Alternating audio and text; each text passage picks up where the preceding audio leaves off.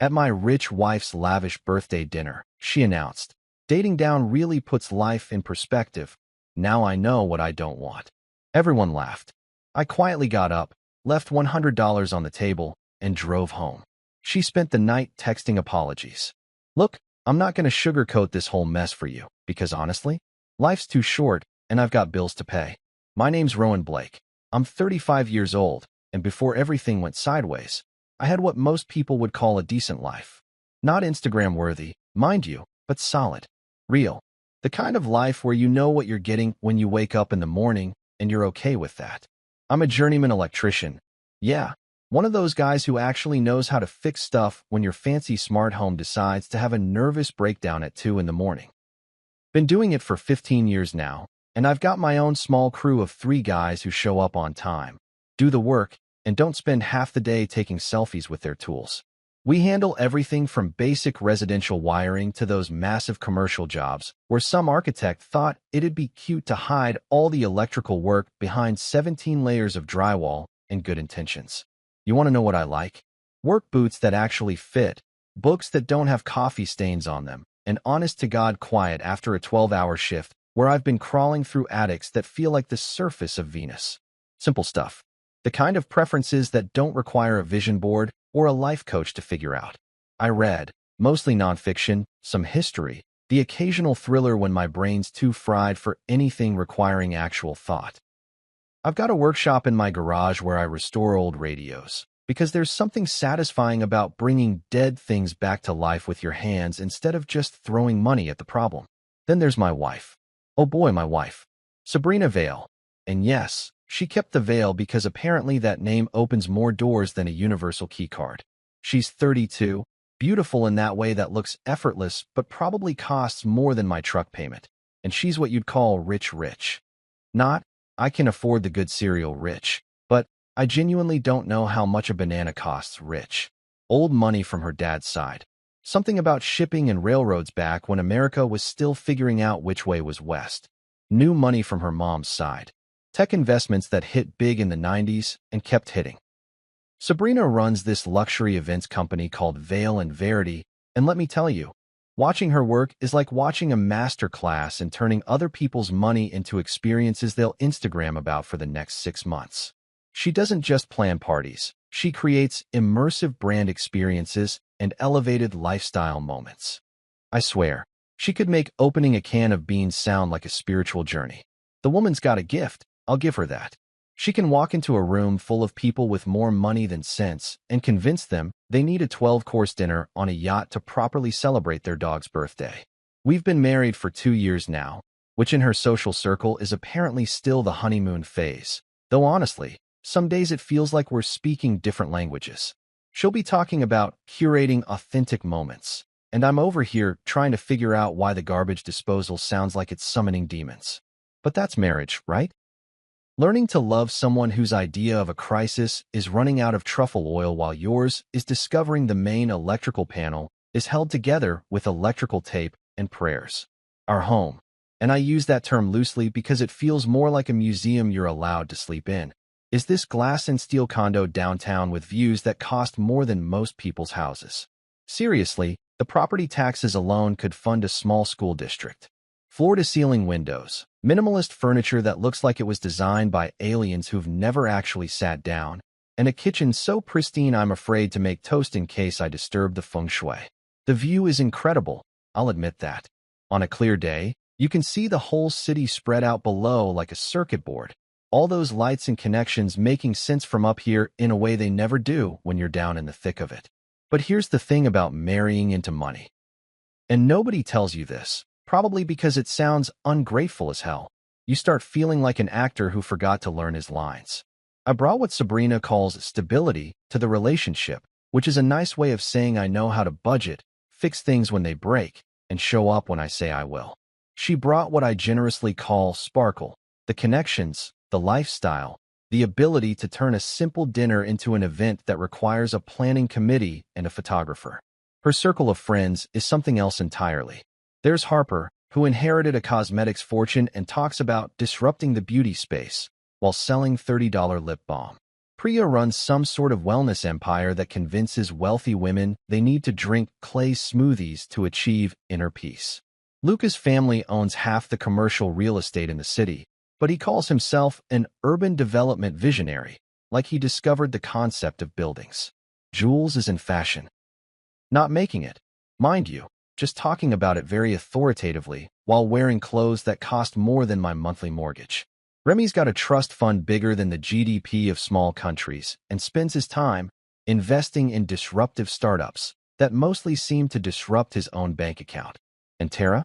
Tara's professional job is being married to someone who owns sports teams. They live in this world of soft lighting and hard opinions, where every conversation is a performance and every opinion is a brand statement. They can spend 2 hours debating the cultural significance of some chef's new tasting menu while completely missing the irony that they're paying $400 to eat portions you'd need a magnifying glass to find. It's like watching aliens try to figure out human behavior, except the aliens have unlimited credit cards and no sense of self-awareness. My strategy for surviving these people? Keep my head down, answer when directly asked, and try not to look like what I suspect they see me as, the blue-collar add-on. The guy who's here because Sabrina thought it would be interesting to try dating someone who owns exactly one pair of dress shoes and considers Olive Garden a legitimate dinner option. I smile, nod, and try to remember that these are the people my wife loves, which means they can't be completely terrible, right? Right? The truth is, before everything went to hell, I thought we were making it work. Sure, I felt out of place at their gallery openings and charity galas, but Sabrina always seemed happy. And isn't that what marriage is about? Compromise? Learning to love someone's world even when it doesn't quite fit? I figured we were just two people from different backgrounds trying to build something new together. Turns out I was half right about the different backgrounds part. The building something together part? Well, that's where this story gets interesting. Here's the thing about disrespect. It doesn't usually announce itself with a marching band and a neon sign. It starts small, like a hairline crack in your bathroom tile that you keep meaning to fix but never quite get around to. Before you know it, water's been seeping in for months and suddenly your whole wall's rotting from the inside out. That's exactly how it started with Sabrina's crew, and like an idiot, I kept telling myself it was just the house settling. It didn't begin with outright cruelty, because these people are way too sophisticated for anything that obvious. No, it started with what they'd call playful banter and what I'd call death by 1,000 paper cuts. Picture this. We're at some gallery opening where the main attraction is literally a canvas painted entirely white that's somehow worth more than my annual income, and Harper pipes up with that laugh that sounds like champagne bubbles popping. Oh, Rowan's great with wires. Maybe we should have him install that new chandelier at the penthouse. Everyone chuckled like it was the most clever thing they'd ever heard, and I stood there with my overpriced craft beer, because God forbid I drink a Budweiser at these things, trying to figure out if I was supposed to laugh along or defend myself. The problem was, there wasn't really anything to defend against. Harper wasn't wrong. I am good with wires. But somehow, the way she said it made it sound like I was some kind of trained monkey who'd dance for their entertainment if they just jingled the right keys. Then came the upgrade comments, and let me tell you, these people could spot something that needed improving from 3 blocks away with their eyes closed. My truck, a perfectly reliable F-150 that's gotten me to every job site for the past 8 years without complaint, suddenly became this ongoing source of concern for everyone. Rowan, have you thought about maybe something more sleek? Priya would ask, like she was genuinely worried about my transportation situation. I mean, with all the success of Veil and Verity, surely you could consider something with a little more presence? My watch, a Timex my dad gave me when I finished my apprenticeship, was apparently charming in that vintage way, according to Luca, who wore a Rolex that cost more than some people's cars. Jules had opinions about my beer choices, suggesting I might want to explore some craft options, as if my Stella Artois was somehow holding back my personal growth.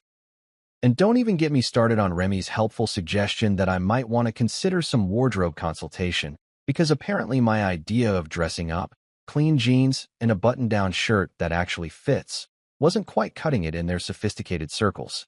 The worst part? Sabrina's reaction to all this helpful criticism. She'd do this thing where she'd quickly change the subject, like she was protecting me from their well-meaning advice, and I was stupid enough to mistake that silence for defense. I actually thought she was on my side, running interference between me and her friend's relentless campaign to turn me into someone more suitable for their Instagram feeds. Looking back, I realized she wasn't defending me at all. She was just embarrassed by the whole situation and trying to make it go away as quietly as possible. Her mother Marcella was a masterclass in passive-aggressive warfare disguised as maternal wisdom. This woman could deliver an insult so wrapped up in concern and social etiquette that you'd thank her for it. Opposites attract, she'd say with that smile that never quite reached her eyes, pausing just long enough for the words to hang in the air like a question mark, at first. Then she'd pat my arm in that way people pet dogs they're not sure won't bite, and launch into some story about her charity work that somehow always involved people who knew their place in the world. Graham, Sabrina's father, was more straightforward in his skepticism, which I actually preferred to Marcella's surgical precision. He'd shake my hand like he was testing a grip he didn't trust, holding on just a beat too long while his eyes did this quick inventory of everything I was wearing, everything I was driving, everything I represented that didn't quite add up in his mental spreadsheet. The man had turned measuring people into an art form, and I could practically see him running calculations in his head. Electrician plus small business plus pickup truck equals what exactly is my daughter thinking? I told myself it was just culture clash, you know? Like when you're the only person at a party who doesn't get the inside joke, but you laugh anyway because you don't want to seem like a buzzkill. These people spoke a different language, one where everything was a performance and every opinion was a strategic positioning statement. They didn't just like things, they curated experiences. They didn't have problems, they had opportunities for growth. They didn't buy stuff, they made investments in their lifestyle brand. But here's the thing about culture, when it gets repeated often enough, it stops being quirky differences and starts becoming hierarchy. And guess where I ranked on that particular organizational chart? Somewhere between the guy who delivers their organic groceries and the person who details their cars. Useful, necessary even, but definitely not management material. I felt it most acutely at those dinner parties where the conversation would flow around topics I had no reference point for. Which private school was better for developing global consciousness? Whether the new chef at whatever five-star restaurant was maintaining his vision with the seasonal menu changes, or which charity gala was worth attending for the networking opportunities. I'd sit there nodding along, contributing when I could, but mostly feeling like I was watching a play performed in a language I was still learning. And then there was the money thing. Oh man, the money thing. See, here's what nobody tells you about dating someone wealthy. The money follows you around like a friendly but slightly aggressive dog. It wants to help. It wants to make things easier. It wants to solve problems you didn't even know you had. The problem is, when your wife's credit card could literally buy the restaurant you're sitting in and everyone knows it, suddenly every check becomes a statement about who you are and what you can afford. I can't tell you how many times I'd reach for my wallet, ready to split a bill or pick up my share, only to have someone wave me off with that patronizing smile and say something like, "Don't worry about it. This one's on us." Or worse, "Let Sabrina handle it." This is basically pocket change for her. Then came the real kicker. The nights when they'd actually let me pay, calling it a gentlemanly gesture, like I was some kind of performing seal they'd trained to do tricks with my debit card. The thing that really got to me wasn't the money itself. I've never been broke, and I make decent cash doing honest work. It was the assumption that because my bank account had fewer zeros, I was somehow grateful just to be included in their expensive little world. Like I should be thankful for the privilege of buying overpriced cocktails for people who thought my life was a charming novelty. You know how some nights feel important before they even start? Like the universe is setting up pins just to knock them down with a bowling ball made of pure chaos? That was Sabrina's 32nd birthday party, though at the time I thought I was walking into a celebration, not a public execution with hors d'oeuvres and a live soundtrack. Le Jardin Atrium isn't just a restaurant. It's what happens when someone with unlimited resources decides that eating dinner should feel like performing in a Broadway show. The place screams money, so loud you need earplugs just to read the menu. We're talking orchids that probably cost more than my monthly truck payment, positioned like they're guarding state secrets. Mirrored pillars that multiply everything by infinity, which sounds romantic until you realize there's literally nowhere to hide when things go sideways. The lighting is that perfect golden hour glow that makes everyone look like they're starring in their own biographical documentary about being fabulous. And the champagne tower? Jesus, the champagne tower. This thing was tall as a promise and twice as fragile, with glasses stacked so high I half expected someone to plant a flag at the top and claim it for France. Each flute caught the light like a tiny crystal prison, and I found myself wondering who the hell was responsible if that whole architectural nightmare decided to gravity itself all over the marble floor. Spoiler alert, probably me somehow. 60 guests showed up, which in Sabrina's world means 60 people who all know each other's net worth, relationship status, and current level of social media influence. These weren't just friends coming to wish someone happy birthday. This was a gathering of the tribe, a chance for everyone to see and be seen while consuming food that cost more per bite than most people spend on lunch. The guest list read like a who's who of people who'd never had to worry about overdraft fees or wonder if they could afford the good toilet paper. There was a photographer, because of course there was. Some artsy guy with deliberately messy hair and pants so tight I worried about his circulation, who kept appearing at angles I didn't know existed to capture authentic moments of people being authentically artificial. Every conversation became a potential photo op, every laugh timed for maximum visual impact. I watched people adjust their posture mid-sentence when they spotted his camera, transforming from normal humans into Instagram-ready versions of themselves faster than you could say Valencia filter. The gift bags alone were heavier than my tool roll, which should have been my first warning that this wasn't going to be your average birthday dinner. I peeked inside one when nobody was looking and found stuff that probably cost more than I spend on groceries in a month. Fancy candles, artisanal chocolate, some kind of face cream that claimed to contain actual gold. 60 gift bags times whatever insane amount each one cost. I stopped doing the math because it was making my head hurt. Sabrina wore this liquid silver dress that moved like mercury and caught every light in the room. She didn't just wear it. She inhabited it, like the fabric had been specifically designed to showcase her particular brand of effortless perfection. Her hair was done in one of those styles that looks simple but probably required a team of engineers and a structural assessment. The attention followed her around the room like a loyal pet, and I have to admit, watching her work that crowd was like watching a master craftsman practice their trade. I stood beside her and smiled, playing my role as the supportive husband who definitely belonged in this glittering circus of wealth and social positioning. I'd practiced this smile in the mirror that morning, genuine enough to look real, but not so wide that it screamed, "I'm completely out of my element and terrified someone's going to ask me about my portfolio." I shook hands, made small talk about the weather and the excellent turnout, and tried to look like a man who regularly attended events where the flower arrangements had their own lighting designer. The party planner, Micah, was everywhere and nowhere at once, appearing with the kind of precision timing that suggested either supernatural powers or really good Bluetooth earpieces. She gave subtle cues to the staff. A slight nod here, a barely visible gesture there, and suddenly waiters would glide past with fresh champagne or the perfect appetizer would materialize in front of someone who looked like they might be getting hungry. It was like watching a choreographed dance where everyone knew the steps except me.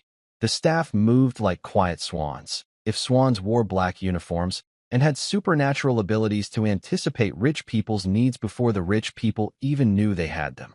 They appeared when you needed them and vanished when you didn't, only perfectly clean glasses and the vague impression that maybe you'd imagined the whole interaction. These weren't just servers. They were hospitality ninjas, trained in the ancient art of making wealthy people feel even wealthier by comparison. The room pulsed with money in a way that was almost physical. You could feel it in the weight of conversations about vacation homes and art collections, in the casual mentions of charity boards and exclusive clubs, in the way people talked about $1,000 problems like they were minor inconveniences. It wasn't that they were showing off. Well, not exactly. It was more like they lived in a world where certain assumptions about wealth and access were so fundamental that they didn't even register as assumptions anymore. I told myself to be gracious, to be present, to be proud of my wife who had created this beautiful, expensive moment for herself and everyone she cared about. And I was proud, genuinely. Watching Sabrina command that room, seeing how people genuinely enjoyed being around her, recognizing the skill and effort that had gone into creating an evening that everyone would remember. There was something admirable about it, even if it wasn't my world. But there was also something else happening, something I couldn't quite name at the time. It was in the way conversations paused when I joined them, then resumed on slightly different topics. It was in the polite but distant smiles I got from people I'd met multiple times before. It was in the feeling that I was being tolerated rather than welcomed, accepted as Sabrina's plus one rather than recognized as someone who might have value independent of my relationship to her. The evening had this perfect, glossy surface that reflected everything beautifully while revealing nothing underneath. Every detail was curated, every moment designed for maximum impact, every interaction calibrated for the right mix of warmth and sophistication. It was gorgeous and hollow at the same time, like a movie set designed to look like a party rather than an actual party where people were genuinely celebrating someone they cared about. You ever notice how the moment before everything goes to hell usually feels perfectly normal? Like the universe has this twisted sense of humor where it lulls you into thinking you're safe, maybe even having a good time, right before it drops the anvil on your head? That's exactly what those first toasts felt like, a warm-up act for a show I didn't know I was about to star in. The toast started after the main course, which was some kind of fish that probably had a more impressive resume than half the people in the room. We're talking about a piece of sea bass that had been lovingly prepared by a chef whose name appeared in magazines, plated like a piece of modern art, and served with vegetables so artfully arranged they looked like they were posing for their own portrait. I ate it and nodded appreciatively, because that's what you do when your wife's birthday dinner costs more than most people's rent. Harper kicked things off, rising from her seat with the kind of graceful confidence that comes from never having to worry about saying the wrong thing at the wrong time. Her champagne flute caught the light as she held it up, and suddenly the entire room focused on her like she was about to deliver the State of the Union address. To Sabrina, she began, and you could practically hear the collective intake of breath as 60 people prepared to hang on her every word. Sabrina has always been the most brilliant person in any room she enters, Harper continued, and I found myself nodding because, honestly, it wasn't wrong. My wife is scary smart in ways that make me grateful we're on the same team. Her vision for Veil and Verity has revolutionized how we think about luxury experiences. She doesn't just plan events. She creates memories that last lifetimes. The room murmured its agreement, glasses clinked, and I clapped along because you don't not applaud when someone's praising your wife's professional accomplishments. Even if you sometimes feel like you're applauding from the cheap seats while everyone else has box tickets. Priya went next, launching into this whole thing about Sabrina's fearless authenticity and her ability to manifest her vision into reality through sheer force of will and impeccable taste. It was the kind of speech that sounded profound, but also kind of like something you'd read on a motivational poster in a boutique hotel lobby. Still, she meant it, and watching Sabrina's face light up with genuine pleasure made me happy in that simple way you get when someone you love is being appreciated. Then Lucas stood up, and this is where things started to get that weird energy that makes the hair on your arms stand up for reasons you can't quite explain. He's got this voice that carries, probably from years of boardroom meetings where his opinion carried the weight of his family's real estate empire. What I love about Sabrina, he said, swirling his wine like he was conducting an orchestra, is her absolute commitment to excellence. She knows what she wants, and she's never afraid to go after it. More applause, more nodding, more of that collective agreement that happens when rich people recognize quality in each other. But there was something in the way he said, knows what she wants, that felt loaded, like a gun with the safety off. I glanced around the table and caught Jules exchanging a look with Remy that lasted about half a second too long. You know that feeling when you walk into a room and you can tell people were just talking about you? It was like that, but nobody had left the room. Tara raised her glass and talked about Sabrina's evolution as a tastemaker and cultural influencer, which was a fancy way of saying she was good at getting other rich people to spend money on things they didn't know they wanted. She's always been ahead of the curve, Tara said, but this year has really been about refinement, about understanding not just what she can have, but what she should have. That last bit hung in the air like smoke from a grease fire, and I felt something twist in my stomach that had nothing to do with the artisanal bread or the wine that probably cost more per bottle than I spend on groceries in a week. I looked at Sabrina, who was beaming with that particular glow people get when they're being publicly appreciated by their peers. But there was something else in her expression, something that looked almost like anticipation. The speeches kept coming, each one building on the same themes. Sabrina's brilliance, her vision, her success, her ability to elevate everything and everyone around her. And woven through all of it was this repeated note about knowing what she wants, about growth and evolution and refinement. It was like listening to a song where you can't quite make out the lyrics, but you're starting to recognize the melody, and it's not one you particularly like.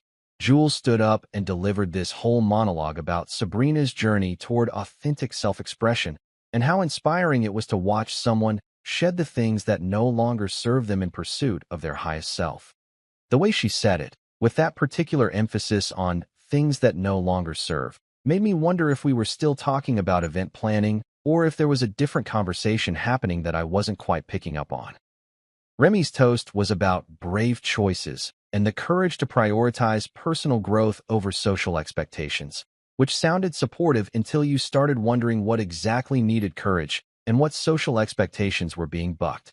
The whole time he was talking, he kept glancing in my direction with this expression that was probably meant to be friendly, but felt more like someone watching a car accident in slow motion.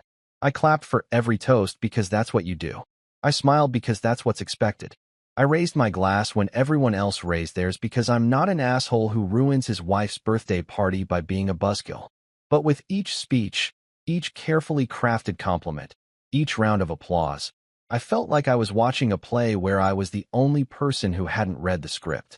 The weird thing is, I genuinely meant it when I applauded. Sabrina is brilliant, and she has built something impressive with Veil and Verity. She does know what she wants, and she's not afraid to go after it. These weren't lies or empty flattery. They were truths being delivered in a way that felt like they came with footnotes I wasn't allowed to read. And through it all, Sabrina glowed. She accepted each compliment with grace, laughed at the inside jokes, and basked in the attention like someone who had been waiting all year for this particular moment of recognition. She looked beautiful and confident and completely in her element, surrounded by people who understood her world in ways I was starting to realize I maybe never would. But there was something else in her demeanor, something that made me think of a performer waiting for their cue to deliver the big number everyone had been waiting for. Time slows down in the weirdest moments, you know? Like when you're about to get in a car accident, and suddenly you can see every detail. The way the light hits the other driver's windshield, the exact angle of their front bumper, the split second when you realize there's absolutely nothing you can do to stop what's about to happen. That's exactly how it felt when Sabrina rose from her chair, champagne flute in hand, and I knew with the kind of bone-deep certainty that comes from nowhere and everywhere at once that whatever was about to happen was going to change everything. She didn't just stand up, she rose, like some kind of goddess ascending to deliver wisdom from on high. The room didn't just quiet down. It went dead silent in that way that only happens when everyone collectively holds their breath. Even the servers froze mid-step, probably sensing that whatever was about to unfold was the kind of moment that gets talked about for years afterward. The photographer lowered his camera slightly, like even he knew this wasn't something you capture with a lens. Sabrina owned that room in a way that was both beautiful and terrifying to watch. She had this smile that could have powered the city grid, and her eyes swept across the faces of her friends with the confidence of someone who knew exactly what she was about to do and was absolutely certain it was going to land exactly the way she intended. This wasn't improvisation. This was a performance she'd been rehearsing in her head, maybe for weeks. "Thank you all for being here tonight," she began, and her voice carried that particular blend of warmth and authority that made people lean forward in their seats. "It's been such an incredible year, and having all of you here to celebrate with me. It means everything." She paused, letting the sentiment settle, and I found myself nodding along because it was sweet and genuine and exactly the kind of thing you'd expect someone to say at their birthday party. But if I'm being honest, and when am I not honest with you all? This has been more than just another year. It's been a year of real growth, a year of clarity. The way she said clarity made something cold crawl up my spine, but I pushed it down because this was my wife's moment and I was determined to be supportive. A year of understanding not just what I want, but what I deserve. The room was hanging on her every word now. 60 people who knew Sabrina well enough to recognize when she was building towards something big. I could feel the collective anticipation like electricity in the air, that moment before lightning strikes when all the hair on your body tries to stand up at once. She turned slightly, just enough that I was in her direct line of sight, and that smile of hers took on a different quality. Still beautiful, still confident, but with an edge that made me think of surgical instruments. Precise, sharp, designed to cut clean. You know, they say you learn the most about yourself when you step outside your comfort zone. When you try new things. A few people chuckled knowingly, and I felt that first flutter of real unease, like when you're walking on what you think is solid ground and suddenly realize you're on ice that's been cracking for miles. But I kept that supportive husband smile plastered on my face because what else was I supposed to do? Start a fight at my wife's birthday party in front of 60 witnesses and a photographer? And this year, I definitely tried some new things. She paused for effect, and I swear I could hear my own heartbeat over the silence. I experimented with different flavors, different experiences, different types of people. The laughter started low, just a few knowing chuckles from her inner circle, but it was growing. Harper had this expression like she was watching her favorite movie, and Jules was practically vibrating with anticipation. Even the people at the far tables were leaning in now, sensing that whatever was coming was going to be worth remembering. Dating down, Sabrina continued, and those two words hit me like a physical blow. Really puts life in perspective. The world went sideways. Not metaphorically, literally sideways, like someone had tilted the entire restaurant 30 degrees and forgotten to warn me. My ears started ringing with that high-pitched whine you get after standing too close to speakers at a concert. And for a second I wondered if I was having some kind of medical emergency, because surely my wife of 2 years, the woman I'd stood beside through family dinners and charity galas and late-night talks about building a future together, surely she hadn't just said what I thought she'd said. But she wasn't done. Of course she wasn't done. Now I know what I don't want. The silence that followed was different from the anticipatory quiet of moments before. This was the silence of a room full of people who'd just watched someone detonate a bomb and were still processing the blast radius. I could actually hear the champagne bubbles popping in glasses, the whisper of expensive fabric as people shifted in their seats, the barely audible hum of the sound system that nobody had noticed until now. Then came the laughter. Not the warm, celebratory laughter of friends enjoying a party, but something sharper, more vicious. The kind of laughter that draws blood. It started with a few scattered chuckles, grew into genuine amusement, and finally exploded into full-throated appreciation for what they clearly saw as the punchline of the century. Luca was the first to break the spell, his voice cutting through the laughter like a knife through silk. Savage. He said it with the kind of admiration you'd reserve for a particularly brutal chess move or a perfectly timed insult. This wasn't shock at Sabrina's cruelty. This was appreciation for her technique. Priya's voice followed, humming with satisfaction. Truth in jest. Like we were watching a comedy special instead of my marriage imploding in real time. The quartet, the actual string quartet that had been providing elegant background music all evening, stopped playing. Even they knew when they were witnessing something that didn't need a soundtrack. The photographer, who had been documenting every moment of this perfect evening, kept shooting. Click, click, click, capturing the exact moment my wife turned me into a punchline for 60 of her closest friends. And Sabrina? Sabrina didn't flinch. She held that room like a conductor commanding an orchestra, her face serene and satisfied, like someone who had just solved a particularly challenging puzzle. She didn't look at me, didn't need to. The reaction she was getting from everyone else was confirmation enough that her performance had landed exactly as intended. The thing that broke my heart wasn't the words themselves, though they cut deep enough to leave scars. It was the calculation behind them, the premeditation, the way she'd turned our marriage into material for her entertainment. This wasn't a slip of the tongue or a joke that went too far. This was a planned execution, carried out with surgical precision in front of an audience that had been primed to appreciate the show. Here's what they don't tell you about those moments when your world gets turned inside out in front of 60 witnesses. Your body keeps working even when your brain has basically blue-screened and is displaying nothing but static. My hands didn't shake. My voice didn't crack. My face didn't crumple into the kind of expression that would give Sabrina's photographer even more ammunition for whatever narrative was being crafted here. Sometimes survival instincts kick in when you least expect them, and mine apparently involved turning into the most composed version of myself I'd ever been. I didn't argue. What would have been the point? Stand up and deliver some passionate defense of our marriage while everyone sat there with their champagne and their knowing smiles, waiting to see how the blue-collar guy would handle being publicly humiliated by his rich wife? Give them the satisfaction of watching me lose my shit and prove every stereotype they'd probably been harboring about people like me? No thanks. I'd rather eat glass. I didn't plead, either, though part of me, the part that still couldn't quite believe this was actually happening, wanted to. That part wanted to grab Sabrina's hand and ask her what the hell she thought she was doing. Remind her of every late-night conversation we'd had about building something real together. Make her explain how 2 years of marriage had somehow been reduced to a punchline about dating down. But pleading would have required believing there was something to salvage here, and watching her face in the aftermath of her little performance had killed that possibility deader than roadkill.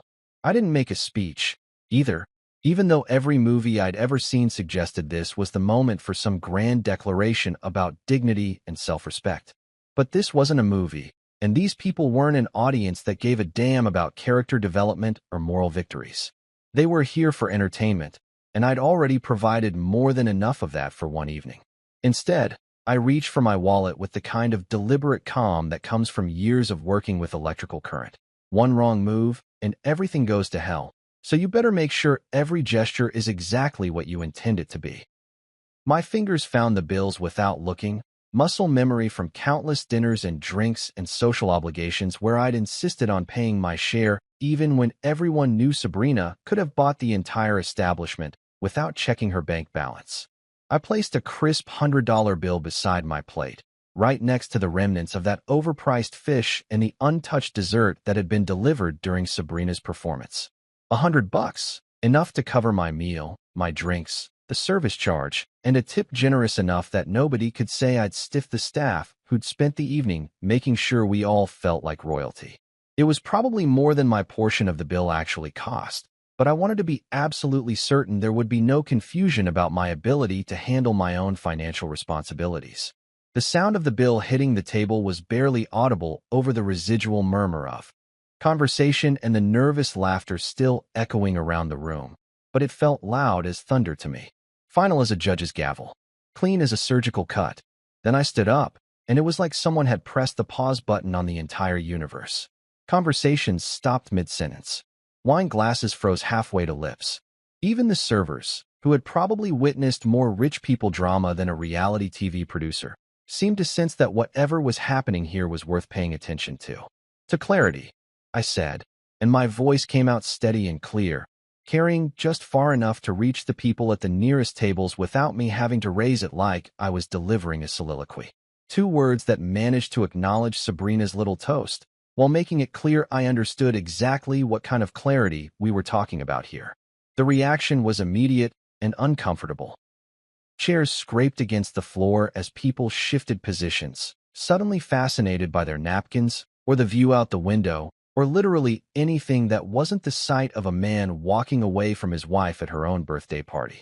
A few guests stared at their hands like they were reading tea leaves, probably hoping they could disappear into their palm lines and avoid witnessing whatever social catastrophe was unfolding in front of them. Harper, who had kicked off this whole evening with her toast about Sabrina's brilliance, whispered my name like she was trying to call me back from the edge of a cliff. Rowan. It came out soft and tentative, maybe the first genuine emotion I'd heard from her all evening. Too little, too late, but at least it was something resembling human decency.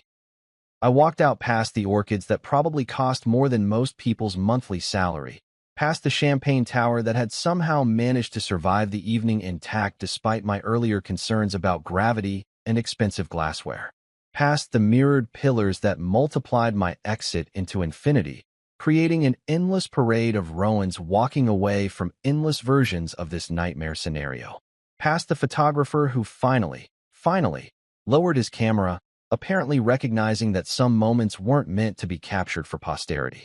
The walk to the exit felt both eternal and instantaneous, Like one of those dreams where you're trying to reach a destination, but the hallway keeps stretching out in front of you. Every step echoed in the sudden quiet of the room, and I could feel 60 pairs of eyes tracking my movement like I was some kind of exotic animal they'd never seen before. The guy who walked away. The husband who didn't fight back. The blue-collar add-on who knew when he'd been dismissed. In the valet circle outside, the night air hit my face like a slap, cold and honest, and completely free of the expensive perfume and pretension that had been choking me for the past 3 hours. The city looked different from out here, more real somehow, like someone had adjusted the contrast, and suddenly everything was in sharp focus again. The valet driver brought my truck around with the kind of professional courtesy that suggested he'd seen plenty of dramatic exits from Le Jardin Atrium and knew better than to ask questions. He handed me the keys like I was still worthy of basic human respect, which was more consideration than I'd gotten from my wife's friends all evening. I drove home in complete silence, windows down despite the cold, letting the city steal the smell of overpriced food and other people's money from my clothes. The highway stretched out ahead of me like a promise, and for the first time all evening, I could breathe without feeling like I was drowning in someone else's expectations. You know that feeling when you've been holding your breath underwater for too long and you finally break the surface? That's what driving away from Le Jardin Atrium felt like. Like I could finally fill my lungs with actual air instead of the suffocating mixture of expensive cologne and social performance I'd been choking on all evening. But the universe, apparently, had other plans for my moment of peace. I hadn't even hit the expressway when my phone started buzzing like an angry wasp trapped in a jar.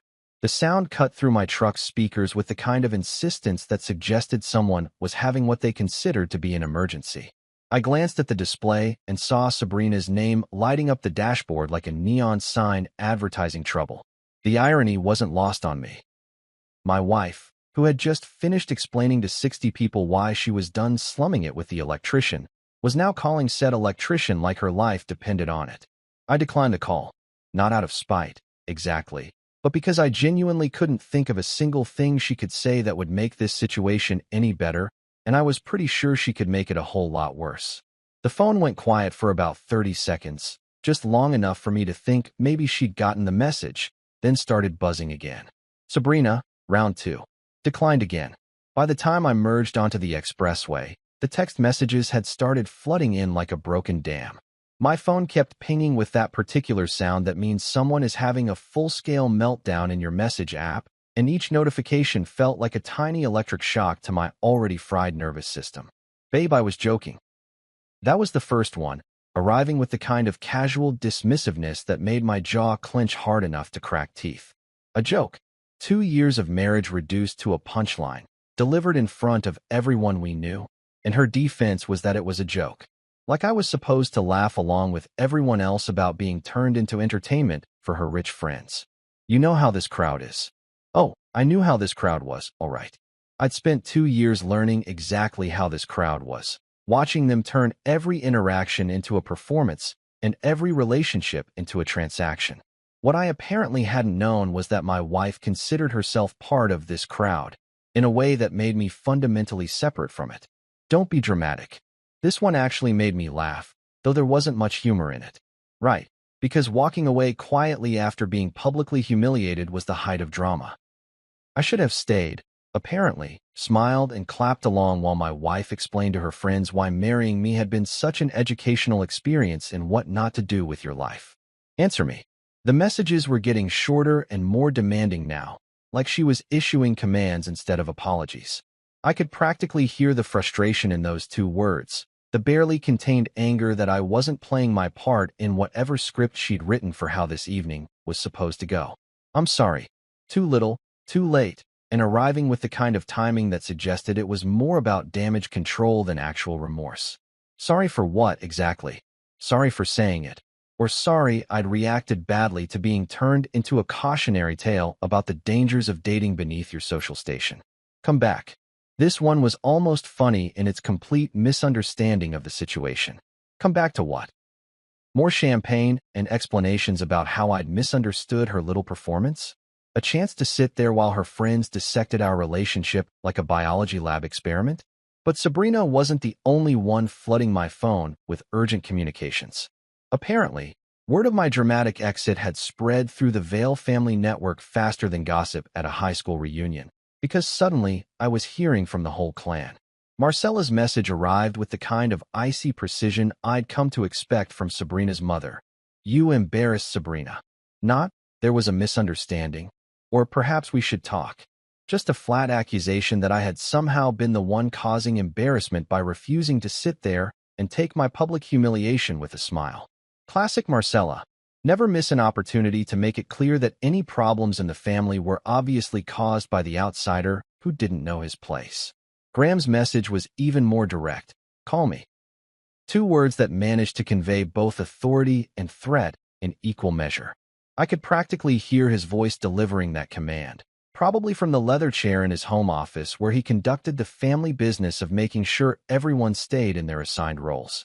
The man who had never trusted my handshake was now demanding a conversation, and I had a pretty good idea it wasn't going to be about how much he'd enjoyed my company at dinner. Even Jules chimed in, because apparently my marriage was now everybody's business. She didn't mean it like that. How exactly had she meant it then? Was there some secret interpretation of dating down that I'd missed in my working-class education? Some nuanced way to explain to a room full of people that your husband had been a learning experience you were ready to graduate from? The messages kept coming as I drove through the city, each ping another little reminder that 60 people had just watched my wife explain why I'd been a mistake she was ready to correct. Friends, family, people who barely knew me but apparently felt qualified to offer commentary on my reaction to being publicly declared inadequate for continued membership in the Vale family social circle. At home, I sat at my kitchen table, my actual kitchen table, the one I'd bought with my own money from a furniture store that didn't require a family trust fund to shop at, and put my phone face down on the surface. The silence felt like a luxury after an evening of performing for people who saw me as background scenery in their glittering social drama. 10 minutes later, the security camera chimed with that particular sound that meant someone was at the front door. I didn't need to check the feed to know who it was. Sabrina's silver dress had probably set off every motion detector in the building. "Rowan, open, please." Her voice came through the intercom with a quality I'd never heard before, something that might have been actual desperation underneath all that Vale family breeding. I didn't answer. I sat at my table and listened to my wife pleading with a piece of electronic equipment to let her back into a life she'd just finished explaining to 60 people wasn't worth her time anymore. She sat on the hallway bench for a while. I could see her on the security feed, still in that liquid silver dress, still beautiful, still completely missing the point of why I wasn't opening the door. When she finally left, I felt something I hadn't expected: relief. Morning came whether I wanted it to or not, which is one of those universal truths that doesn't give a damn about your personal drama. I woke up in my own bed. Our bed, technically, though it felt more like mine after spending the night alone. And for about 30 seconds, I wondered if the whole evening had been some kind of stress-induced nightmare. Then I saw my dress shirt draped over the chair where I'd thrown it, still smelling faintly of overpriced orchids and social catastrophe, and reality came flooding back like cold water to the face. My phone had apparently been busy all night, accumulating messages like a digital snowball rolling downhill. More texts from Sabrina, a few missed calls from numbers I didn't recognize, and even a voicemail from Harper that I deleted without listening to because I'd already heard enough from that crowd to last me several lifetimes. But the real entertainment started around 9 in the morning, when Sabrina apparently decided that yesterday's approach of panicked apologies wasn't working and it was time to try a different strategy. Enter the spin cycle, where everything that happened last night gets put through the public relations washing machine until it comes out clean and fresh, and somehow not at all what you thought you witnessed. "It was a brand joke," read the first text of the morning, delivered with the kind of confident authority that suggested she'd spent the night workshopping this explanation with a focus group. A brand joke. Like our marriage was just another element of her carefully curated public image, and last night's performance had been some kind of calculated marketing move designed to, what, exactly? Show her clients that she was edgy enough to humiliate her own husband for entertainment value? "People expect sharp lines from me," came the follow-up, as if explaining that cruelty was part of her professional skill set somehow made it more acceptable. I sat there reading this at my kitchen table, drinking coffee from a mug that said, "World's okayest electrician." A gag gift from my crew that had become my favorite piece of dishware, and marveling at the sheer audacity of turning last night's character assassination into a career requirement. The third message really sealed the deal. I panicked. Right, because nothing says panic like a carefully delivered speech that hit every note perfectly and landed exactly as intended. Because nothing says loss of control like holding a room of 60 people in the palm of your hand while you explain why your husband had been such an educational mistake. But here's the thing about spin. It only works if you haven't been paying attention to the pattern. And sitting there in my kitchen, surrounded by the kind of honest morning light that makes everything look exactly like what it is instead of what you want it to be, I found myself thinking about all those other moments. The ones that had seemed individually forgivable, but collectively told a very different story about who I was in Sabrina's world. I thought about the galas where I'd gradually transformed from my husband Rowan to just Rowan, then to the guy standing next to Sabrina in photos, and finally to what felt like a prop in someone else's performance art. The way conversations would shift when I joined them, not because people were being deliberately exclusive, but because they genuinely forgot I might have something to contribute to discussions about art or travel or business or basically anything that mattered in their universe. I remembered that office party last Christmas, where Sabrina's business partner Marcus had made that crack about how I'd made it out of the trades, like I was some kind of success story for having the good sense to marry up. The way he'd said it, with that particular blend of condescension and congratulation, like I was a rescue dog who'd learned to sit on command. And Sabrina's reaction. Not correcting him, not defending me, just smoothly changing the subject like she was redirecting traffic around an accident. Then there was the Napa weekend with her college friends, where she'd offered to pay for my share if you can't swing it in front of everyone, like I was the broke friend who needed financial assistance to participate in their expensive bonding ritual. Never mind that I could afford the weekend just fine. It was the assumption that I couldn't, delivered with such casual certainty, that had stung. The way she'd made it sound like she was being generous instead of insulting. And God, the upgrade talk. The endless, well-meaning suggestions about how I could improve various aspects of my life to better fit into her world.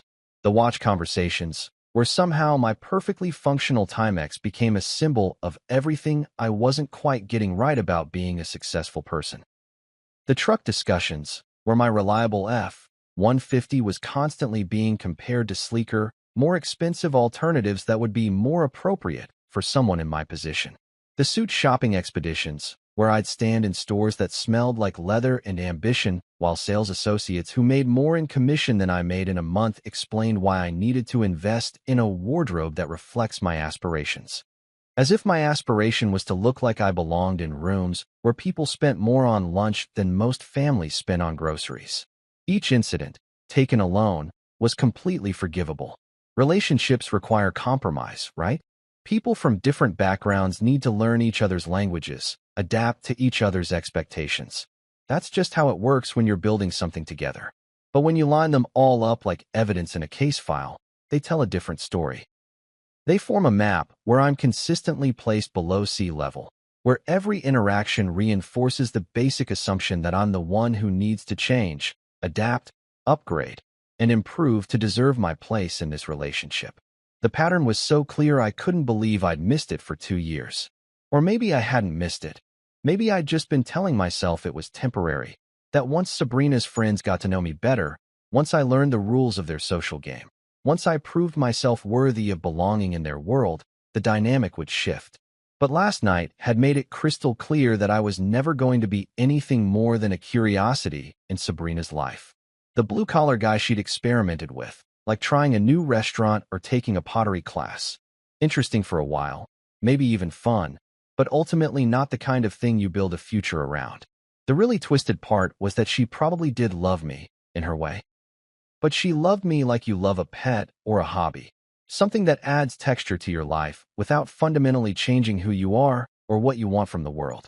And sitting there in my kitchen, reading her messages about brand jokes and professional expectations and panic attacks, I realized something that felt both devastating and liberating. I deserved better than being someone's experiment in dating down. Evening came with that particular weight that settles over everything when you know you're about to have one of those conversations that changes the trajectory of your entire life. I'd spent the day working, rewiring a kitchen in a house where the previous owner had apparently learned electrical work from YouTube videos and a prayer, and the physical labor had been exactly what I needed. Nothing clears your head like 8 hours of solving problems that actually have solutions, where the right answer is always the right answer and nobody's trying to spin basic physics into a narrative about personal growth. When I got home, I almost didn't notice her at first. No silver dress this time, no dramatic lighting, no audience of 60 people hanging on her every word. Just Sabrina, sitting on the bench outside my building in a wool coat that probably cost more than my monthly truck payment, looking smaller somehow than I'd ever seen her. Her face was bare of the carefully applied makeup that usually made her look like she was ready for a magazine cover. And for a moment, she looked almost like the woman I'd married instead of the performance artist who'd eviscerated our relationship in front of her friends. "I'm sorry," she said as I approached the door, and the words came out flat and tired, like she'd been practicing them for hours, but they'd lost all their meaning somewhere along the way. I was cruel. I stopped walking and really looked at her for the first time in what felt like months.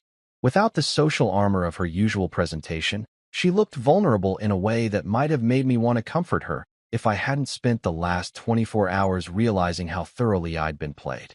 But vulnerability can be just another performance when you're dealing with someone who's made a career out of managing other people's perceptions. "Yes, you were," I said, because there was no point in pretending otherwise. Cruel was actually a pretty accurate word for what had happened at Le Jardin Atrium, though it didn't quite capture the calculated nature of it. The way she'd turned our marriage into entertainment for people who saw my humiliation as confirmation of their own superiority. She looked up at me with those eyes that had convinced me to take a chance on someone so far outside my usual orbit, and for a second I could see the woman who'd laughed at my jokes about electrical safety and fallen asleep reading in my workshop while I restored old radios. But I'd learned enough about performance over the past 2 years to recognize when someone was trying to manage a reaction instead of having an honest conversation. "Can we talk?" she asked, and I realized this was probably the first time in our relationship that she'd asked permission for anything instead of just assuming I'd go along with whatever she'd decided we were doing. I had one question for her, just one, and everything else was going to depend on how she answered it. Not whether she could spin it or explain it away or contextualize it within the framework of her social obligations, but whether she could tell me the truth without trying to manage the implications. "Before last night," I said, unlocking the door but not yet opening it, "had you ever thought of me as dating down?" The pause that followed was maybe 3 seconds long, but it contained our entire relationship. Every dinner party where I'd felt like an outsider, every suggestion about upgrades and improvements, every moment when I'd wondered if I was being too sensitive about the casual dismissiveness of her friends. 3 seconds where I watched her face cycle through surprise, calculation, and something that might have been resignation. "I thought we come from different worlds," she said finally, and I had to give her credit for not trying to dodge the question entirely. "That's a ranking," I said, and watched her flinch slightly as the words hit home. Because that's exactly what it was, not just an acknowledgement of different backgrounds, but a clear hierarchy where her world was automatically assumed to be superior to mine, where different became better than and worse than, without anyone having to explicitly make the comparison. "It changed," she insisted, and there was something desperate in her voice now, like she was trying to convince herself as much as me. "I fell in love with you." Maybe she had. Maybe she'd genuinely fallen in love with the idea of me, or with the way I made her feel, or with the novelty of dating someone who fixed things with his hands instead of moving money around on spreadsheets. But love that comes with conditions isn't really love. It's a transaction disguised as an emotion. "But you still needed the room to know you know better," I said, and watched her shoulders sag as the truth of it settled between us like a weight neither of us could lift. Because that's what last night had really been about, wasn't it? Not just humiliating me, but establishing her position in the social hierarchy for everyone to see.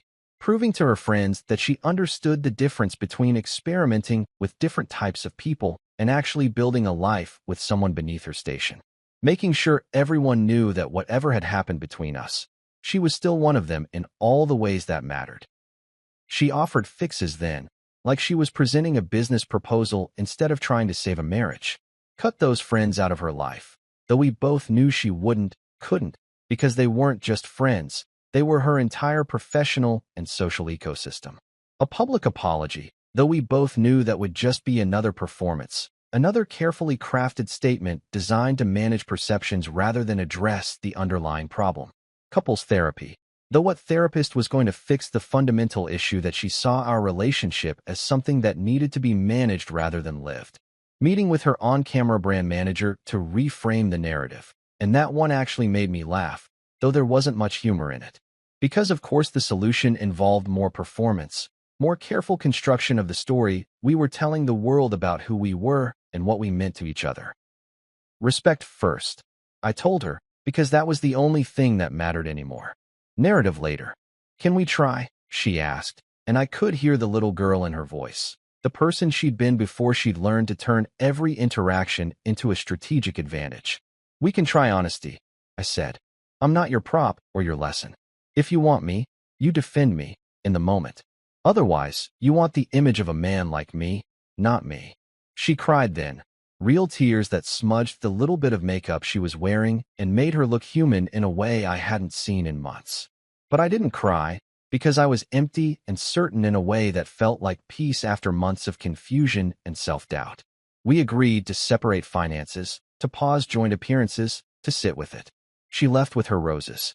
A week passed, and it was amazing how much quieter the world became when you stopped trying to fit into spaces that were never designed for you in the first place. No constant buzz of text messages demanding immediate responses to manufactured crises. No calendar notifications for events where I'd spend 3 hours smiling and nodding while people discussed problems that could be solved by writing checks. No mental energy wasted on translating every conversation through the filter of, what do these people really think of me and how can I prove I belong here? Just silence. Blessed, honest silence that let me hear myself think for the first time in 2 years. The text messages from Sabrina had slowed to a trickle, maybe 1 or 2 a day, instead of the constant stream of damage control and explanation that had flooded my phone immediately after the Lou Jardin atrium disaster. Fewer calls that went straight to voicemail. No more surprise appearances at my door with flowers and apologies that felt more like negotiation tactics than genuine remorse. But the real change wasn't what had stopped, it was what had started. A single email that arrived on Thursday morning, sent from Sabrina's official Veil and Verity account instead of her personal one, which told me immediately that this wasn't going to be another attempt at spinning our situation into something more palatable. The email contained a screenshot of a donation confirmation, $5,000 to the Metropolitan Trade Scholarship Fund, made in my name, not in our names, not as some joint gesture that would let her claim credit for my generosity, but specifically attributed to Rowan Blake. Below that was a private apology letter she'd sent to every guest from the birthday party, not a public statement for social media consumption, but individual messages acknowledging that her behavior had been inappropriate and hurtful. No posts about personal growth or learning experiences. No Instagram stories about the importance of accountability in relationships. No carefully curated narrative about how even successful people make mistakes. And isn't it inspiring how we can all learn from our failures? Just action, taken quietly, without fanfare or credit or any attempt to turn her apology into content for her personal brand. I stared at that email for a long time, trying to figure out what angle she was working, what strategy this represented in her campaign to fix what had been broken between us. But the more I looked at it, the more it seemed like something I'd never seen from Sabrina before, a gesture that wasn't designed to manage anyone's perception of anything. Her mother Marcella sent exactly one message that week, a text so chilly it could have been used to preserve organ donations. I hope you're satisfied with the disruption you've caused to our family. Because of course, in Marcella's universe, the problem wasn't that her daughter had publicly humiliated her husband, but that I'd had the poor taste to react to it in a way that made things socially awkward for everyone else. Her father Graham sent nothing at all, which was somehow more telling than any message could have been. The man who'd spent 2 years testing my handshake and measuring my worth against whatever criteria rich fathers use to evaluate their daughters' questionable romantic choices had apparently decided I wasn't worth the effort of active disapproval anymore. I'd been categorized, filed away, and forgotten with the efficiency of someone who'd built an empire by knowing when to cut his losses. But Harper surprised me. Harper, who delivered that first toast about Sabrina's brilliance and kicked off the whole evening of celebration that had turned into my public execution, sent a message that actually sounded like it came from a human being instead of a public relations algorithm. I've been silent too long, and I'm sorry. What happened at the party wasn't okay, and I should have said something in the moment instead of laughing along. You didn't deserve that. It wasn't much, but it was something. An acknowledgement that at least one person in that room had recognized the cruelty for what it was, even if she hadn't found the courage to speak up when it might have mattered. Sometimes that's all you can ask for, someone willing to admit they watched you get thrown under the bus and did nothing to stop it. I met my crew for lunch at Murphy's Diner on Friday, the kind of place where the coffee comes in actual ceramic mugs and nobody cares if your work boots are muddy or your hands are stained with electrical tape residue. Mac, who'd been with me since I started the business, took one look at my face and clapped me on the back hard enough to rattle my teeth. "You left with dignity," he said, like that settled everything that needed settling. Takes balls to walk away clean when everyone's expecting you to make a scene. We didn't talk about Sabrina or the party or any of the drama that had been consuming my life for the past week. We talked about the commercial job we'd landed for next month, the new apprentice we might need to hire, whether the Phillies had any chance of not breaking our hearts again this season. Normal conversation between normal people about normal problems that could be solved with effort and skill instead of requiring a committee of image consultants and crisis management specialists. I was sleeping deeper than I had in months. No more lying awake wondering if I'd said the wrong thing at dinner or failed to laugh at the right moment during someone's story about their second home in the Hamptons. No more anxiety dreams about showing up to fancy events in the wrong clothes or accidentally revealing how little I knew about wine pairings or contemporary art theory. I was pricing a bigger shop lease, looking at spaces where my crew could spread out and maybe take on larger projects without having to worry about disturbing neighbors who thought the sound of honest work was somehow beneath the dignity of their gentrified neighborhood. For the first time in 2 years, I was making plans based on what I wanted instead of what would look appropriate to people who measured success by how well you performed belonging in their exclusive little world. I was choosing peace over proximity, and it felt like coming home after being lost in a foreign country where I'd never quite learned the language. Maybe Sabrina and I would rebuild something, slowly, with proof instead of promises, with actions instead of explanations. Maybe we'd find a way to love each other without one of us having to disappear into the other's expectations. Maybe she'd learn to defend me before the laughter started instead of managing the damage after it was too late. Or maybe we wouldn't. Maybe 2 years of marriage had taught us that some differences can't be bridged by good intentions and couples therapy. Maybe love isn't always enough when it comes with conditions and hierarchies and the constant need to prove you're worth the effort. Either way, I was done buying seats at tables that billed me for my own humiliation. The night I put that $100 bill on the linen and walked out of Le Jardin Atrium wasn't about money. It was a receipt for self-respect, proof that I knew the difference between being included and being tolerated. Next time someone raises a glass to toast clarity, I hope it's because we figured out how to protect each other out loud, before the laughter starts, before the bill comes, before something good breaks into pieces that can't be put back together. But if not, at least I'll know I tried to build something real instead of just performing happiness for an audience that was never going to applaud anyway.